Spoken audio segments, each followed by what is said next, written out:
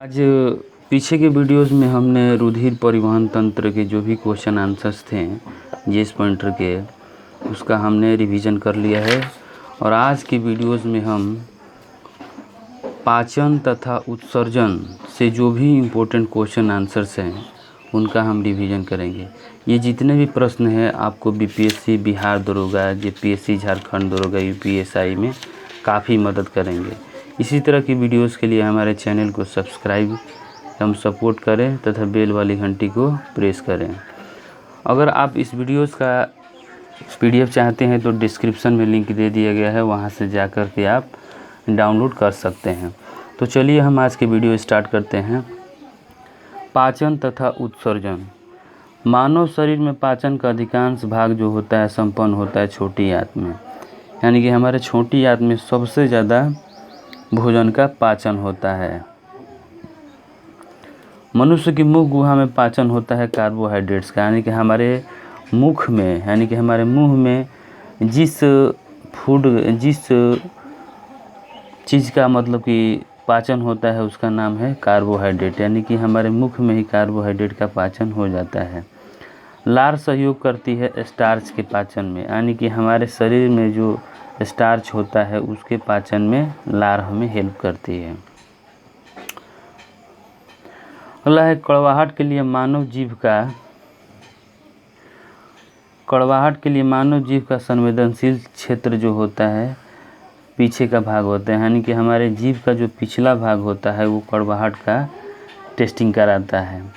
अब यहाँ पर पॉइंट दिया हुआ 2 पॉइंट है और इनसे बताना है कौन सा कथन सही है मानव वृक्क के कार्य से संबंधित है।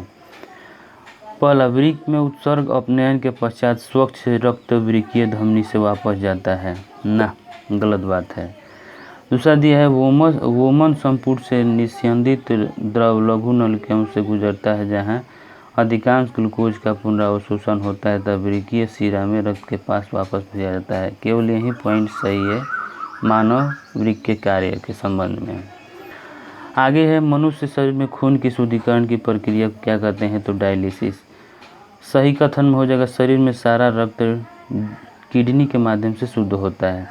डायलिसिस संबंधित है वृक्क से। यूरिया रक्त से पृथक किया जाता है गुर्दा के द्वारा। वृक्क से औसत रक्त प्रवाह होता है 1200 सीसी प्रति मिनट, यानी कि 1 मिनट में 1200 सीसी का ब्लड फिल्टर हो जाता है। अपोहक जिसके कार्य संपादन हेतु प्रयुक्त होता है वो है आपका वृक्क। जब वृक्क कार्य करना बंद कर देता है तो जमा हो जाता है रक्त में नत्रजनित अपशिष्ट पदार्थ। अगला है एंजाइमों के संदर्भ में सही कथन क्या है, तो सही कथन में हो जाएगा वे जैव उत्प्रेरक होते हैं, वे शरीर में उसी स्थान पर अपना कार्य करते हैं जहां ये उत्पादित होते हैं। मानव गुर्दे का सामान्य कार्य क्या होता है, तो रक्त में जल की मात्रा का नियंत्रण, यूरिया को छानकर बाहर करना तथा कई हार्मोनों का स्नावन करना। पित्ताशय में उपस्थित पथरी प्रभावित करता है वासे के पाचन में, यानी कि हमारे जो पित्ताशय में जो पथरी हो जाता है तो हमारे जो वसा होता है उसके पाचन को ये डिस्टर्ब करता है। अगला है अभिकथन और कथन। इसमें बताना है कौन सही है कौन गलत है या क्या किसकी कैसी कंडीशन। अभिकथन, मानव शरीर सेलुलोज के पाचन में असक्षम है। कथन, मानव शरीर में स्टार्च अपघटक एंजाइम डायस्टेम विद्यमान रहते हैं, यानी कि कथन और कारण दोनों सही है और एक दूसरे की स्पष्ट व्याख्या भी लेकिन व्याख्या नहीं करते हैं, दोनों का कथन अलग अलग है लेकिन दोनों बातें सत्य है। मानव वृक्क अस्मरी में पाया जाने वाला प्रमुख रासायनिक कैल्शियम ऑक्जेलेट होता है। मानव गुर्दे में बनने वाली पथरी कैल्शियम ऑक्जेलेट होती है। कथन और कारण, मानव शरीर में यकृत वसा के पाचन महत्वपूर्ण भूमिका निभाता है, सही है। यकृत 2 महत्वपूर्ण वसा पाचक एंजाइम उत्पन्न करता है, ना, ये गलत है, यानी केवल कथन सही है। एंजाइम है एक बायो उत्प्रेरक। एंजाइम मूलतः प्रोटीन होता है।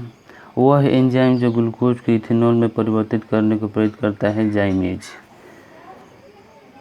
जैविक सिस्टम में रासायनिक प्रक्रिया को तेज करने में उत्तरदायी पदार्थ होता है एंजाइम। लाइपेज, यूरिया, श्लेष्मा तथा हाइड्रोक्लोरिक अम्ल हुआ जिसकी उत्पत्ति यकृत के कार्य है, तो यूरिया का।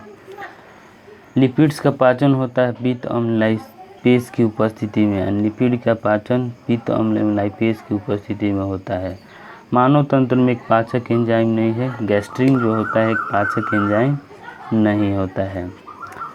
कथन: हमारे आहार में सभी प्रोटीनों का पाचन केवल क्षुद्रांश में होता है ना, ये गलत है।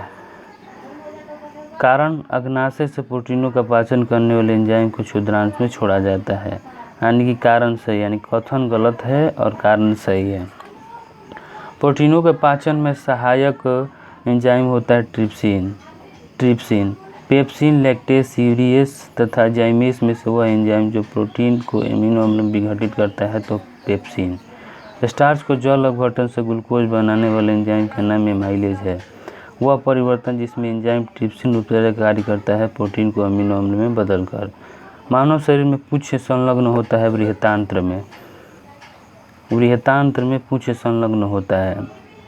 मानव शरीर में क्षुद्रांत के 3 संरचनात्मक भागों की लंबाई का सही आसमान क्रम हो जाएगा शेषांत्र, मध्यांत्रांत्र और ग्रहणी। वह आहार जो मानव आहार में नए ऊतकों की वृद्धि के लिए पोषक तत्व प्रदान करता है तो पनीर। वाह, बहुत बेस्ट क्वेश्चन। यानी कि वह आहार जो मानव शरीर में नए ऊतकों की वृद्धि के लिए पोषक प्रदान करता है तो है आपका पनीर। यानी कि पनीर जब हम खाते हैं तो हमारे शरीर में नए टिश्यूज बनते हैं। प्रोबायोटिक खाद्य से संबंधित निम्नलिखित कथनों पर विचार कीजिए। प्रोबायोटिक खाद्य में सजीव जीवाणु विद्यमान होते हैं जो मानव के लिए लाभकारी जाने जाते हैं। बात सही है। दूसरा, प्रोबायोटिक खाद्य अंतर फ्लोरा के संरक्षण में सहायता देता है, यानी कि दोनों स्टेटमेंट सही है प्रोबायोटिक खाद्य के संबंध में। अब यहाँ पर मैचिंग वाला सवाल, दाक्षरा शर्करा का संबंध ग्लूकोज से है। फल शर्करा फ्रक्टोज में पाया जाता है। दूध शर्करा में लैक्टोज पाया जाता है। चीनी में सुक्रोज, स्टीविया में प्राकृतिक स्टीनर पाया जाता है। न्यूट्रिकल्स उत्पाद है जिनमें पाया जाता है आपको और पोषक और औषधि के प्रभाव। और लास्ट है एंजाइम तथा उसके कार्यों का सही जोड़ा में हो जाएगा ई कोलाई प्रतिबंधित है डीएनए को विशिष्ट और एंडोन्यूक्लियस 2 यानी कि एंडोन्यूक्लियस 2 स्थलों पर काटने के लिए। तो आज की वीडियो में बस इतना ही। आई होप ये सीरीज़ आपको काफ़ी पसंद आ रही होगी। अगर कोई प्रॉब्लम या सुझाव है तो अपना मैसेज कमेंट बॉक्स में टाइप कर सकते हैं। अगर वीडियो अच्छी लगे तो वीडियो को लाइक करें और शेयर करें। और अगले वीडियो में हम प्रकाश संश्लेषण और विटामिन एवं पोषण से जो भी इम्पोर्टेंट क्वेश्चन आंसर हैं उनका रिवीजन करेंगे। तो बस आज के वीडियो में इतना ही। वीडियो देखने के लिए धन्यवाद।